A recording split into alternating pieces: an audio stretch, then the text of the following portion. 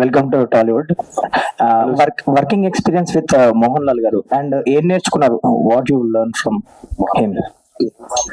With Lal sir, the first thing I learned was to be humble, to make everyone feel comfortable. నేను కొత్త hero, ఇది నా second film, but he treats with the same respect and he makes everyone feel like they are a hero. That is his superpower, I think, because whenever you talk to him, you don't feel like you're the new hero. He wants you to look good, he wants you to do well, so you always feel so positive. So that's what I learned, how to try to make others also feel all the best. Vasu గారు, 25th చాలా tough competition కనిపిస్తుంది. ఎక్కువ సినిమాలు ఉన్నాయి, చాలా సినిమాలు ఉన్నాయి. మీరు కూడా ఈషా ఒకటి రిలీజ్ చేస్తున్నారు అండ్ వృషభ, మీ నుంచే గీతా ఫిలిమ్స్ నుంచి కూడా 2 ఫిలిమ్స్ రిలీజ్ అవుతున్నాయి. ఏంటి కాంపిటీషన్ గురించి చెప్పండి, అండ్ మీ నుంచి 2 రావడం కూడా. అండి, వన్ థింగ్, కాంపిటీషన్ అయితే చాలా మంచి కాంపిటీషన్ ఉంది. ఎందుకంటే అన్ని సినిమాలు చూస్తున్నాను కదా, చాలా బాగా ప్రమోట్ చేశారు. యాక్చువల్ 25th రిలీజ్ అయ్యే సినిమాలన్నీ కూడా శంబాల్ అవ్వచ్చు, దండోర్ అవ్వచ్చు, ఛాంపియన్ అవ్వచ్చు, ఈషా అవ్వచ్చు, మన ఇప్పుడు వృషభ అవ్వచ్చు, అన్ని కూడా యాక్చువల్లీ ఫస్ట్ టైం నేను చూస్తుంది ఏంటంటే 6 out of 6 ఫిలిమ్స్ కూడా జనాల్లో ప్రమోషన్ చాలా బాగా చేసుకున్నారు ఈ సినిమాలని. డెఫినెట్ గా అన్ని సినిమాలు బాగుండి థియేటర్స్ కలకలాలని చెప్పి కోరుకుంటున్నా. At the same time yes, revenue అయితే షేర్ అవుతుంది డెఫినెట్ గా. దాంట్లో 2 సినిమాలు బాగున్నా కూడా రెవెన్యూ చాలా గట్టిగా షేర్ అవుతుంది. బట్ అలాగని చూస్తే నెక్స్ట్ ఫర్దర్ గా కూడా డేట్స్ కూడా ఎక్కడ లేవు. వృషభ అంటే because of it is Malayalam, Kannada, Telugu, Hindi కాబట్టి దాని డేట్ చేంజ్ చేయలేము. మిగతా తెలుగు ఫిలిమ్స్ కి వచ్చినప్పటికీ ఏంటంటే సిచ్యువేషన్ అట్లా వచ్చింది. బికాస్ నెక్స్ట్ పొంగల్ ఉన్నాయి, అక్కడ కూడా అన్ని పెద్ద సినిమాలు ఉన్నాయి. అక్కడ నియర్లీ పొంగల్లో కూడా 9 ఫిలిమ్స్ రిలీజ్ అవుతున్నట్టు ఉన్నాయి ఈ ఇయర్. సో హెవీ కాంపిటీషన్ ఉంది. బట్ డెఫినెట్లీ ఏ సినిమా బాగుంటే ఆ సినిమా అయితే ఎదురుకెళ్తుంది. తండేల్ నుంచి ఇప్పుడు లైక్ వృషభ, ఈషా వరకు మొత్తం మీరే కనిపిస్తారు ఇయర్ అంతా. ఎక్కువ మధ్యలో డిస్ట్రిబ్యూషన్ కానీ, Raju weds Rambai, little hearts, so మొత్తం మీరే కనిపిస్తారు ప్రతి ప్రెస్ మీట్ లో. ఆల్మోస్ట్ యాంకర్ కన్నా మీరే ఎక్కువ, యాంకర్ కన్నా నేనే ఎక్కువ కనబడుతుంది. ఆవిడ కూడా ఎక్కడ మాట్లాడేస్తుంటారు. ఏంటి ఎంజాయ్ చేస్తున్నారు ఇదంతా? ఫెబ్ నుంచి ఇప్పుడు డిసెంబర్ వరకు మొత్తం మీదే నడుస్తుంది. I'm real enjoy this year అండి. And so many stages. నాకే ఈ ప్రసాద్ లేకపోతే నా ఇంటికన్నా ఎక్కువ సార్లు ఈ ప్రసాద్ ల్యాబ్కి వచ్చాను నేను. So really it's nice year for me. So many films and so many successes. Next year కూడా బాగుండాలి. బట్ నెక్స్ట్ ఇయర్ ఎక్కువ ఏంటంటే I'm going to be on the production more than the releases. Like next year BV works నుంచి ఎలాంటి సినిమాలు రాబోతున్నాయండి? మీరు చెప్పారు ఏదో 2-3 ప్రాజెక్ట్స్ ఏదో ఉంటాయని. ఇది వృషభ కాబట్టి మన బీవీ వర్క్స్ సెపరేట్ పెడతాం. సరే, ఆల్ ద బెస్ట్. వాసు గారు, మీరు ఇప్పుడే అన్నారు 5-6 సినిమాలు వస్తున్నాయి, అన్ని ప్రామిసింగ్ గా కనపడుతున్నాయి, బట్ అన్ఫార్చునేట్లీ రెవెన్యూ షేరింగ్ జరుగుద్ది ఏదన్నా 1-2 సినిమాలు బాగున్నా సరే. బట్ ఇలాంటి టైంలో గీతా లాంటి రెస్పాన్సిబుల్ ఫిలిం హౌస్ ఒక డబ్బింగ్ సినిమాని తీసుకురావడం ఎంతవరకు న్యాయం? అంటే it's dubbing or original whatever it is, ఇది మల్టీ లాంగ్వేజ్ ఫిలిం. అంటే డేట్ మార్చినారు, అది నేను ఒప్పుకుంటాను. బట్ ఏంటంటే గీతా లాంటి ఒక సంస్థ ఒక హ్యాండ్ పట్టుకున్నప్పుడు ఆబ్వియస్లీ మిగతా వాటికి అది కొంచెం థ్రెట్ కదా. And 2 things, this is straight Telugu certificate, that first one. And second one is ఇది 2 months బ్యాక్ రిలీజ్ అవ్వాలి. యాక్చువల్లీ 2 months బ్యాక్ ఏంటంటే అప్పుడు ఖాళీగానే ఉంది నిజంగా అంతా కూడా. బట్ ఏంటంటే అన్ఫార్చునేట్లీ ఇది post phone 2 months CG work అవ్వక పోస్ట్ పోన్ అయ్యి ఇప్పుడు 25th రిలీజ్ అవుతుంది. మా కమిట్మెంట్ అండ్ అగ్రిమెంట్ ఏదైతే ఉందో అది మనం హానర్ చేయాలి. అండ్ ఇది హిందీలో రిలీజ్ చేస్తున్న పెన్ అండ్ కనెక్ట్ వీళ్ళందరూ కూడా మాకు apart from the film we're very much close friends చాలా సంవత్సరాల నుంచి. అందుకని ఎట్టి పరిస్థితుల్లోని కూడా అప్పుడు ఇచ్చిన commitment we don't want to cross that commitment, అందుకని చెప్పి తీసుకున్నాం. అండ్ రెండోది ఏంటంటే ఇది మలయాళం సినిమా. అండ్ యు నో దట్ మనకి అల్లు అనేది మలయాళంలో ఒక స్పెషల్ ఇది ఉంటుంది. వాళ్ళు మమ్మల్ని చాలా బాగా దగ్గరగా కూడా తీసుకుంటారు. And we want to support this film at any case. అందుకని చెప్పి ఈ అన్ని విషయాలను దృష్టిలో పెట్టుకుని we're supporting this film. Bhaskar, ఇంకో క్వశ్చన్. ఛాంబర్ ఎలక్షన్స్ జరుగుతున్నాయి, 28th పోలింగ్ ఉంది. ఫస్ట్ నామినేషన్ మీరు వేసారు, గీతా నుంచి ఇంకా కాంపౌండ్ నుంచి ఇంకా కొంతమంది వేసారు. బట్ ఏంటంటే లాస్ట్ రిజల్ట్స్ అదే నా ఫైనల్ లిస్ట్ వచ్చినప్పుడు మీ పేరు విత్డ్రా చేసుకున్నారు. అంటే ఎగ్జిబిషన్ లో కానీ, డిస్ట్రిబ్యూషన్ లో కానీ, ప్రొడక్షన్ 3 ఫీల్డ్స్ లోనే చాలా యాక్టివ్ గా ఎక్స్పీరియన్స్డ్ పర్సన్ మీరు. అంటే మీలాంటి వాళ్ళు ఉంటే కదా ఛాంబర్ లో, పైగా చాలా క్రూషియల్ ఇయర్. మనం నెక్స్ట్ 1 year ఇండస్ట్రీకి చాలా క్రూషియల్ అనుకుంటున్నాం. అండ్ చాంబర్ బిల్డింగ్ కి సంబంధించిన ఏదో గొడవలు కూడా ఏదో నడుస్తున్నాయి. ఇలాంటి టైంలో ఇలా 3 ఫీల్డ్స్ లోనే ఎక్స్పీరియన్స్ ఉంది మీలాంటి వాళ్ళు ఉండాలి కదా.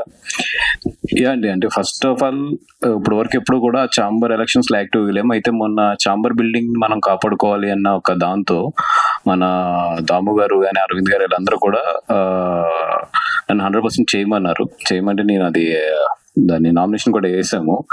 But later what I thought was, అంటే ఇప్పుడు ప్రీవియస్ ఎలక్షన్స్ ఎక్స్పీరియన్సెస్ కానీ ఇవన్నీ చూసినప్పుడు నాకు అనిపించింది ఏంటంటే మోర్ దెన్ అంటే ఇప్పుడు మన మనసులో ఉన్నది లేదంటే మనకున్న ఎక్స్పీరియన్స్ ఇవన్నిటికన్నా కూడా ఎలక్షన్స్ లో ఎక్కువ ఏంటంటే రాజకీయమే పనిచేస్తుంది.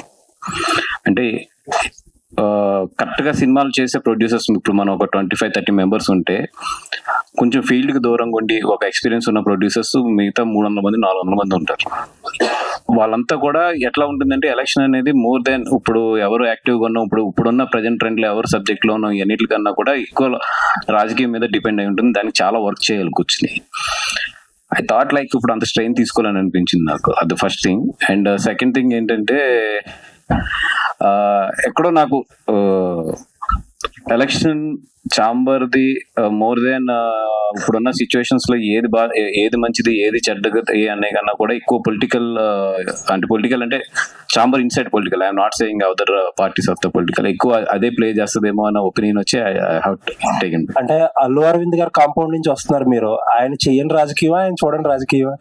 అరవింద్ గారు మానేశారండి, అందుకని ఆయన నిజంగా ఇదివరకున్న యాక్టివ్ అంటే ఏమంటాం దాన్ని మనం ఆయన పట్టుకుని చాంబర్ ని నిజంగా ఎస్ అనేది ఉంటే డెఫినెట్ గా నేను ఎదురుకెళ్ళేవాను. బట్ ఆయన కూడా ఏంటంటే ఇప్పుడు సో మెనీ విషయాల్లో ఆయన కూడా బిజీ ఉన్నారు. అంటే రెండోది ఏంటంటే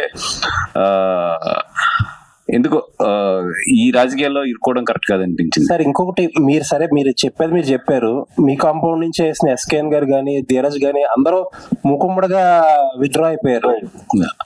దాన్ని ఏ రకంగా చూడాలి? అంటే ఎస్కే ఏదో సమ్ టెక్నికల్ గ్లిచ్ పెట్టి అడ్డుకున్నారు.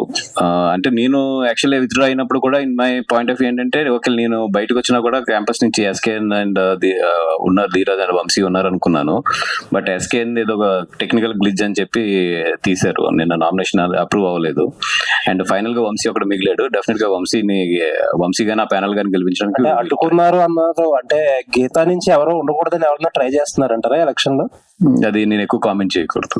థ్యాంక్ యూ అండి. అంటే మీ అవసరం బన్నీ గారికి ఉన్నప్పుడు చాంబర్ కంటే కూడా అని మీరు భావిస్తున్నారా? బన్నీ గారు పక్కనే ఉంటున్నారు కదా సినిమాల పరంగా. అది ఎస్ అండి, బన్నీ గారు అనేది ఇంకా పార్ట్ ఆఫ్ మై లైఫ్. అసలు apart from the business, apart from the anything, he's a part of my life and I'm part of his life. So అసలు అక్కడ అవసరం ఉందా లేదా అంటే క్వశ్చనే నాకు ఉండదు. అది ఇట్స్ ఏమంటాం, మనం పొద్దున్నే లేచి కళ్ళు ఎలా తెరుస్తామో అది కూడా అంతే. అలీ గారు చెప్పినట్టు కమెడియన్స్ ఇక్కడ నుంచి తీసుకెళ్లారు, బానే ఉంది. అంటే మీరు అంతా ఫైట్స్ ఇది కదా, సో తన్నులు తింటారు అక్కడ ఎవరు దొరకలేదు, ఇక్కడ నుంచి మిమ్మల్ని తీసుకెళ్లారు, వాళ్ళకి తెలియాలి. అయితే ఇందాక మాట్లాడుతూ అలీ గారు అజయ్ గారు కూడా ఉన్నారు ఈ సినిమాలో. అంటే బ్యాలెన్స్ చేశారు, నేను చూసిన దాంట్లో అన్ని లాంగ్వేజెస్ నుంచి కూడా బ్యాలెన్స్ చేసుకుంటూ వచ్చారు. అందుకనే వాళ్ళు తెలుగు స్ట్రైట్ సర్టిఫికేట్ కూడా తీసుకున్నారు ఈ సినిమా. ఓకే, ఆర్టిస్టులని మొత్తం అన్ని షూట్ కూడా తెలుగు సపరేట్ చేశారు మొత్తం. డైలాగ్స్ కూడా తెలుగులో చెప్పాము, తెలుగు స్ట్రైట్ తెలుగు డైలాగ్స్ చెప్పాము. అయితే ఇందాక అలీ గారు మాట్లాడితే మణికొండలో సగం అన్నారు,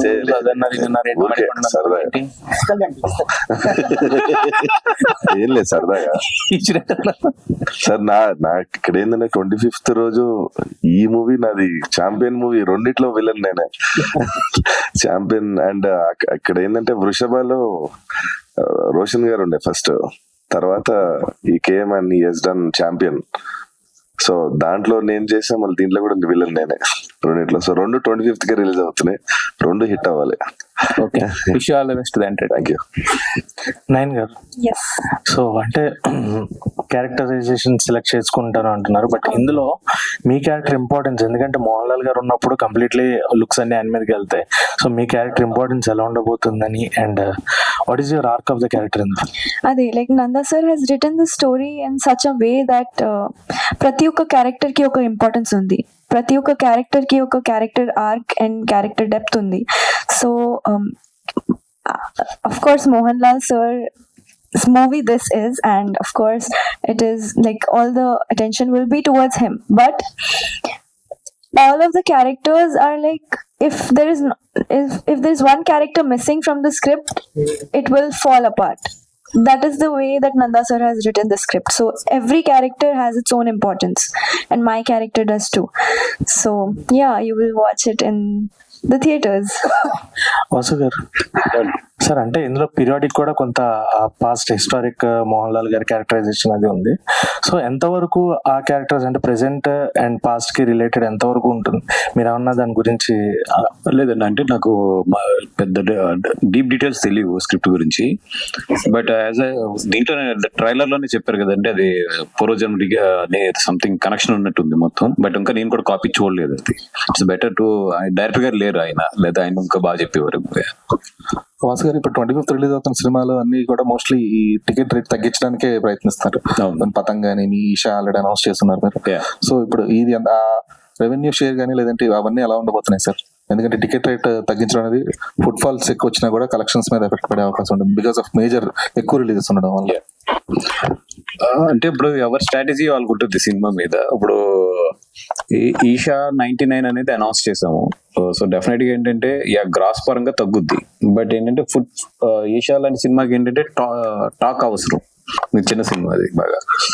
ఇప్పుడు వృషభ ఉంది సపోజ్, ఈ సినిమా బాగుందంటే యాంప్లిఫై అయిపోతుంది బికాస్ యాక్టర్స్ మంచి మోహన్ లాల్ లాంటి స్టార్ యాక్టర్స్ ఉన్నారు దీంట్లో. సో చాలా ఫాస్ట్ గా యాంప్లిఫై అవుతుంది. బట్ ఈషాకి ఏంటంటే టాక్ చాలా ఎక్కువ కావాలి. అందుకని చెప్పి దానికి మోర్ దాన్ గ్రాస్ కన్నా కూడా first 2 days we're looking for the football. అది అదే తొలుత సమర్జిత్ ప్లేస్ లో రోషన్, సరే ఓకే, అంటే ఒక కాంపిటీషన్ అనేది ఉంది. Thank you for the respecting. Simarjeet, అంటే మీరు ఇది సెకండ్ మూవీ కదా, this is your second movie. అంటే మీరు చూస్తూ ఉంటారా తెలుగు సినిమాస్ అన్ని చూస్తూ ఉంటారా? ఎలా మీరు మూవీకి సంబంధించి వాట్ ఈస్ తెలుగు సినిమాకి సంబంధించి మీ ఒపీనియన్ ఏంటి? How you selecting your roles? Sir చాలా చూసాను సార్. యాక్చువల్లీ నేను I'm a big Mahesh Babu sir fan. So I've seen all of his films from first Raj Kumarudu to Guntur Karam, and now I'm waiting for Varanasi as well. So, and Telugu cinema is now everywhere. It's there around the world. So it's become a huge part of cinema culture.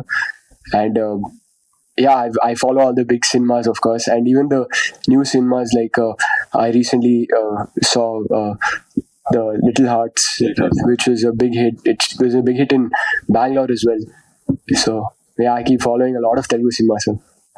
All the best. Telugu కూడా చాలా బాగా మాట్లాడారు.